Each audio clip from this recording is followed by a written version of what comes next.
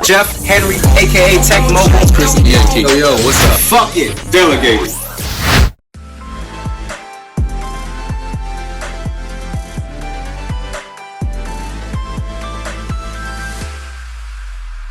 Welcome back to Fuck It Delegated, the podcast where we help you delegate the shit that's holding you back in your business. Now, today we got a very special guest over here, Jessica Hurley. This is my motherfucker right here. This is my motherfucker. She is the shit. Not only has she helped us and producer of our content, she actually runs our own business and has 9 virtual assistants. So we're going to dig deep in this motherfucker. Ladies, I want to make sure y'all take your pen and paper and pad down because she's a gem dropper. She does a lot of this. A lot of this. So, Jess, I mean, you know what? Go ahead and introduce yourself. Yeah, absolutely. Thank you guys for having me on Fuck It Delegated. So my name is Jessica Hurley. I'm the founder of a podcast management agency called Insta Podcast. Very rare concept. Not a lot of people do this. So I'm learning as I go, basically through trial and fire. And we manage podcasts for busy entrepreneurs and business owners. And so this requires a lot of work that I'll be honest with you guys, and we got to break this down. But like I didn't know how to do. I've hired people on my staff that do work that I don't even know how to do. Like I am not an editing or audio engineer expert, but I have been able to hire people that are experts in this skill set. So that's a little bit what I do, as well as some coaching and some other stuff. Now, let's dive into that a little bit. Now, what got you to the point when you realized that you actually need someone in your business to help grow? Yeah. And it's funny because I think there's so many entrepreneurs that are at this place right now. I was actually running my own podcast. I had not yet started a business. I was working a full-time job. I was trying to become a content creator, and I'm in that hustle mode. I'm in that season of hustle. I'm like, God, make this shit work. Like, what do I have to do to be seen, to be heard, to be an authority figure, to be an expert, and for people to trust my content? Well, I'm working a full-time job. I'm a mom of a 6-month-old at the time. I'm recording at late at night, and then I have to turn around and edit the content. And I'm like, God, there has to be an easier way. Fortunately, I knew people that had hired virtual assistants before, and somebody was like, you could literally outsource the editing that's taking you an additional hour and a half. I mean, I'm sitting here like dragging and cutting like audio at 2 a.m. while my child's asleep. 6 months? Yeah, my child was 6 months old. So I'm not getting to record until 8 p.m. I'm like, this podcast has got to work or it's got to work. So I'm doing the podcast. I'm doing my own editing. I'm doing my own copywriting. I'm doing everything. And someone's like, why don't you just outsource the editing? And at the time, this is so crazy to me. Someone's like, it would cost you like $40 an episode. And I'm like, that's expensive as fuck. Like, I'm not making any money off this podcast. So why would I pay someone? And I'm sitting there like 4 episodes a month, $40. That's almost $300. That's insane for me to not be making any money. And so I took the leap. I'm like, you know what? I got a full-time job. Maybe this will save me some hours. Maybe I won't be so burned out in the morning. Maybe this will give me more time to create content. So I take what we would call a leap at this point, which is laughable now. But I take the leap and I invest this $40 every episode. I'm telling y'all, pulling the trigger was one thing, but paying that every time was another. Like I was like, y'all got to pay somebody $40 for an episode, and this is not making me any money. Right. So I hire this girl. I'm working. She's great. I like do stuff. I send it to her. So she's from the Philippines. Okay. Great. So she's editing. She's doing stuff within 24 hours, which was great for me because I'm so busy. I'm like, I'm lucky if I can get an episode recorded the night before. I'm trying to get everything out every Tuesday. So I'm getting something recorded Monday night, sending it to her. She's having it up by the morning and publishing it for me. Still did not see this as a business model. I'm just thinking I've hired someone to help me. Now I can focus on making money on the podcast. I ended up having guests on my show that also didn't know how to run a podcast. And this is where the agency started. I had people ask me like, yo, I'm getting all these DMs off my podcast episode with you. How did you do this? And I'm like, well, you do this, this, this, this, and this. And every time people would always say, well, that sounds crazy. I don't have time for that shit. Like, that's a lot of work. And I'm like, so one time I had an influencer on my podcast and she said that. And I said, what? I could do it for you. I could do it for you. And she was like, sure. And so I did a call with my virtual assistant. It was just me and her. And I was like, hey, if we were to bring somebody in that's doing exactly what I do, 4 episodes a month, we're going to help them launch. Could you help me? And I remember her being like, that's a lot. You're going to have to pay me a little bit more. And I'm like, oh my God, what am I doing? I already can't afford to pay this girl. This is insane.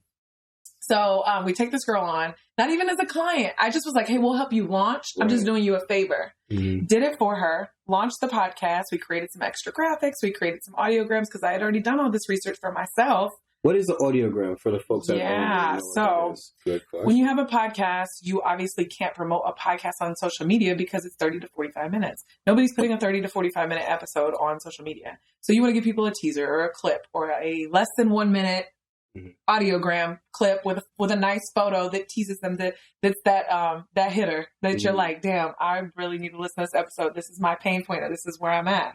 So we created a couple extra graphics and audiograms for her. I actually went on Fiverr because my VA could not do graphics. Wow. And paid someone on Fiverr to do additional graphics because I was like, hey, I just want to do a really killer job with this, center everything. And I called her and I said, hey, this is done, this is done, this is done. And she was like, wow, I could not find anyone that could do this for me.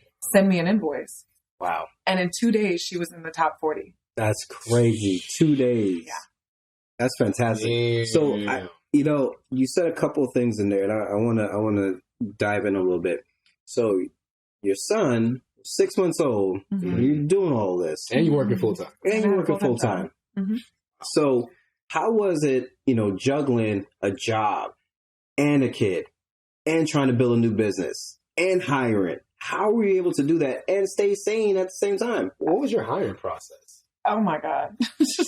None of this was, but this is the thing. And I want every business owner listening to this to hear this. None of it was organized. Like, you see these well thought out, well put together businesses. This is 2 years of work and now 9 virtual assistants, a project manager, a copywriter, 4 editors, like, expert editors, audiogram creators, video editors, like all of these people now that I have on staff, but there was no hiring process. All this happened by accident. I hired a virtual assistant to help me because I had heard through other entrepreneur friends that this worked well for them. And so I brought this girl on and then I said, hey, maybe we can help someone else through the same process that I've done. We helped her. I sent her an invoice. She paid me 4 times what I sent her an invoice for. Wow. So I billed her for $250. She paid me $1,250. So now you're able to take that extra cash and pay for your scaling. But that wasn't more than even, that, right? You see the value. Yeah, she said, I see the value in this, and don't you ever charge a penny less. And she said, and you need to make this a business because there's so many business owners and entrepreneurs that want this service. And I really want people to hear this part. And I'm gonna jump out the plane and figure it out as you go type of person. I was gonna say, you're a fucking person. Yeah, I'm a fucking person. Yeah. Like, I'm like, oh, you need help? I'll just do it, and then we'll figure it out later. I'll bill you later. Don't worry about it. Like, I'm not Mr. Type A over here. We know how you are. Right. He's more delegated. I'm the fucking Yes. And so, but with every single virtual assistant, like it didn't work out with her. And we got this one podcast stuff for it. And I was like, oh my God, I'm going to hire 8 virtual assistants. I'm going to build this big ass business in this team. It was literally one by one by one. And I even remember at one point I had 3 virtual assistants. I had hired an editor, an audiogram person, and a writer. And I couldn't even call her a copywriter at the time because I was teaching her the skill because it was so expensive to hire a copywriter. So I was teaching a virtual assistant the copywriting skill and just calling her a virtual assistant. So I'm teaching her the skill. I have 3. And I remember at that time, I had just quit my corporate job and I was up to $300 a week. Wow. For all 3 of them. And I was like, this is insane. I like crying on the floor. I had all the moments because I was like, I'm out of my box. Like, what am I doing trying to pay for 3 people, their families? They're relying on me, this additional responsibility. I'm not a great leader. I'm not a great manager. And I had to learn how to delegate. Now, that's not a skill I have. Yeah. and do you think because of that help fueled your business to motivate you to actually continue to grow because you're worrying about other people's families and other people's lives and they're relying on you as 1,000%. Right. I have met some of the most incredible people. I have 2 of my virtual assistants have been with me the entire time. My project manager is actually the only one she's an American-based assistant, but she's been with me the entire time. My copywriter's been with me the entire time. Like, they have grown with me and like learning their personal lives, like learning their situations, learning what they want. And they are literally, this is my favorite part, is they tell me in team meetings all the time, they'll be like, we trust you. They'll always say, we trust you. We rode this with you. We've literally watched you grow this thing. Anything you say, we trust. We're with you. We're riding this wave with you. Like, if you say this is about to go big, we're buckling up. We're ready. Like, they have rode this with me so long, and we keep seeing the fruits of our labor that they are riders. They stay. Like, I feel like there's 2 of them that are more passionate about my mission than me. Like, when they're not working, they're sending me ideas. And I'm like, get off of social media and take a break. Do you incentivize them? Absolutely. Yeah. So I do I got this idea from you. Yeah. I do like Real an employee Wednesday? of the, no, I do an employee of the month. Oh. So whoever's working really hard, I just give them I do an additional $150 a month on top of their nice. base salary. And I congratulate them during the team meeting, kind of highlight what they did. Actually, my project manager does that now, but There you go. Yeah, delegate it. So Jess, I know that one of the main struggles is learning how to delegate. How did you develop that skill set? literal struggle bus. So I'm still learning. And as a recovering control freak, because I think you said this before, like it's so hard it was so hard for a long time for me to think that someone could do this better than me. Or that if I wasn't watching over them, that they weren't going to do it right. Could I trust these people to be timely, to be efficient, to be effective? And I'm not, and in my mind, I'm not paying them like the cost and the pay of like an actual audio technician that you would hire here in America. So now I'm also putting my trust in you. So it's still hard to delegate, but it is a learned skill. And I've had to learn it over time through, I swear, trial and fire over and over and over again. But when you put your trust in people, it allows you to focus on the things that matter. There is no business in me watching over them or trying to do their job when those aren't revenue generating tasks in my business. So when they're doing the actual work and what I would call my business, the production of your podcasts, I get to focus on the sales. So if you look at it like a chart, obviously, like the highest revenue generating tasks, that is the box I should be focused in. Everything underneath is what my virtual assistants should be doing. If I spend any time over focused or overthinking on any of those things, I'm taking time away from things that are making me thousands and thousands of dollars versus focusing on audio editing, which we talked about in the beginning is a $30 task, $40 task. So that's me spending an hour of my time on something that is going to bring me $40 into my business, or am I going to take a sales call or do some additional marketing for my business? $4,000. $4,000. Exactly. Correct. So yeah, I don't have a choice. But what is that over there? Is that a gym? Let me get that gym. I like that. Damn. That was my little thing. That was your thing? Oh, okay, well, I take it. Oh, man. And here's the thing too, like you and I jumping out of the plane, right? We're the jump out of the plane and figure it out on the way down. Fuck it. It's just like when I got a Mercedes Benz, like when they said that was going to be an $800 payment, I was like, what are you doing? This is not what you should be doing with your money. But, and I'm not even going to say this is good advice, but you figure it out. Yeah. In order for you to grow your business, you have to get in those uncomfortable spaces. You have to do things that make you uncomfortable. You have to take risks. Like now that I have the virtual assistants literally doing everything in my business, it actually gives me time. And I promise you, there's so many people listening to this that haven't even gotten to this place yet. Not only do you need to be doing the high told you it was a tongue twister. Generating tasks. Not only do you need to be focused on those tasks, but you also need time to like creatively think for your business. I've been able to add so many additional like revenue generating arms to my business, like other pieces that can benefit my clients, because people always want to bring in new clients, but you could also be bringing additional value to your clients and charging them additional money. And so for me I needed my virtual assistants to take over all of that. Like now I have a virtual assistant that literally manages all my clients and my staff as well. So I don't have to focus on the daily operations. God bless any of my podcast hosts that are listening. But like, I don't know what's going on with your podcast. Wow. I really don't. Like they're doing the day-to-day operations. There are 45 episodes that come out per week. I don't know when they come out.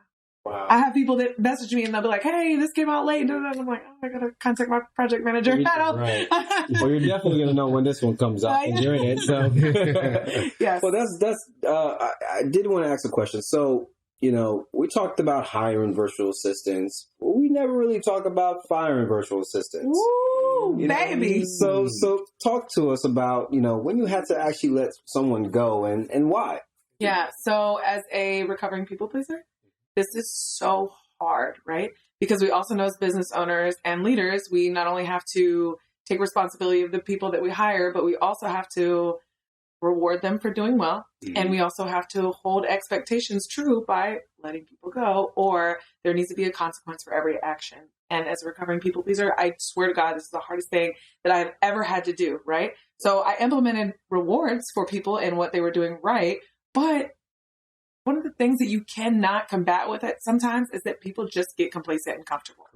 And so especially when it comes to redundant tasks. And so with virtual assistants, like you're usually hiring them for one thing, right? So a lot of my audio editors, what do?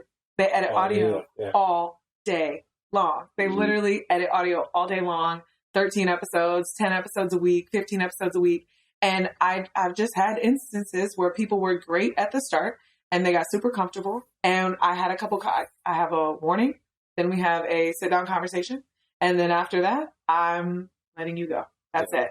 But thank God, knock on wood, I've only had to let 2 people go in the last 2.5 years. Oh, wow. And it was usually complacency. And then, of course, it's still my responsibility to put things in place to say, okay, this is going to happen no matter what. So how do I make sure that I challenge them? How do I make sure I reward them? How do I make sure I enroll them in the vision and the process and my passion behind the business? I constantly have calls and conversations with them just about how I intend, like what the growth and the vision is for the year of the business so that they can feel like they're enrolled in it. And I love that because they bring a lot of creativity to the table.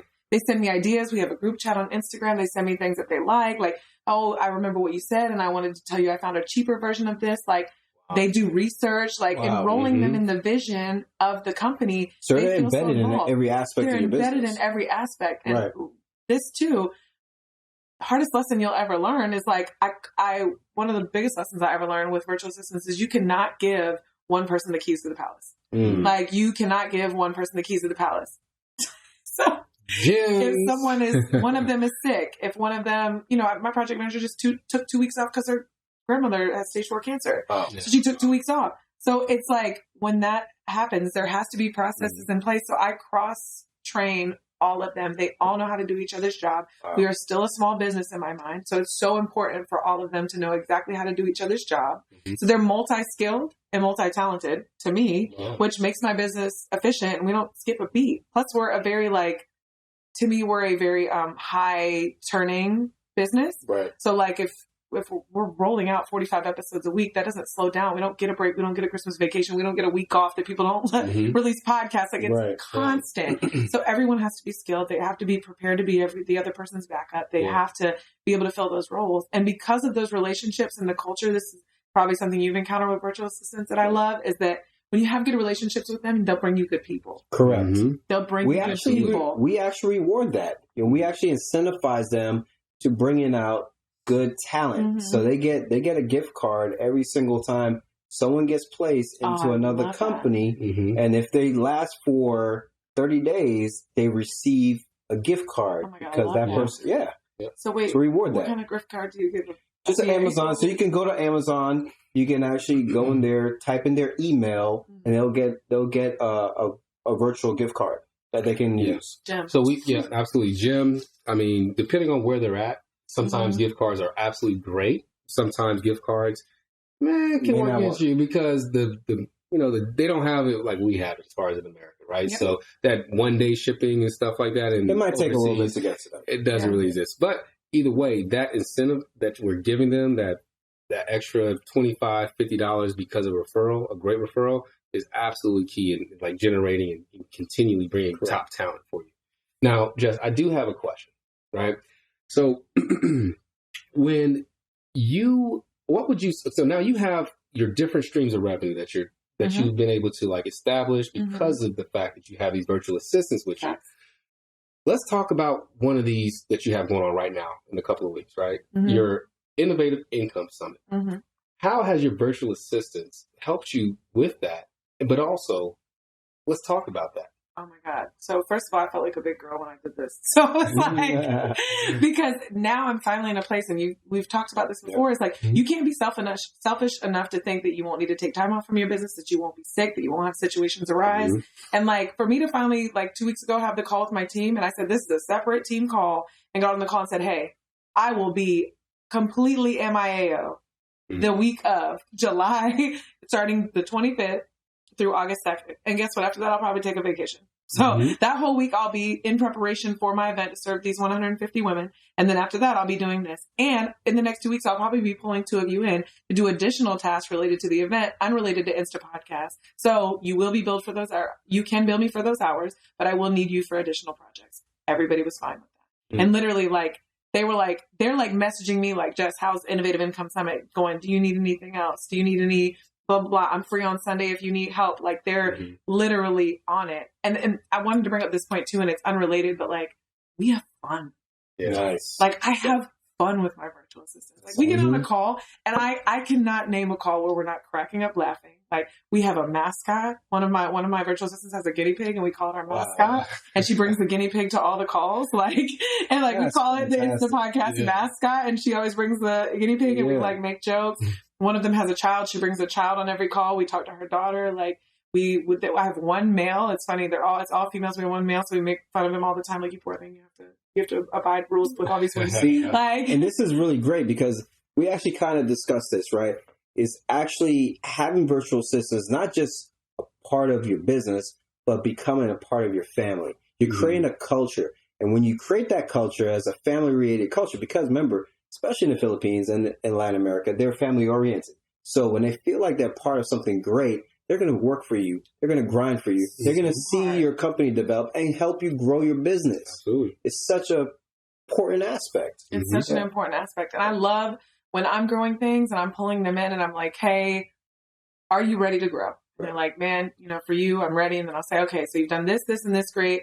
I'm considering adding this, like something we just add to the Insta podcast, like repertoire of what we offer and do now is like, we will now pitch our podcast hosts to other podcasts. So we'll create their promotional guides. We'll create the emails. We'll send out 30 to 50 emails on their behalf each month to pitch them as leverage to be a guest on other podcasts to kind of help with that marketing as well. And I brought in my copywriter and I was like, hey, you're doing all of these things great. What does your schedule look like? What does your time look like? Like, do you want to do something else? And she was like, 100%.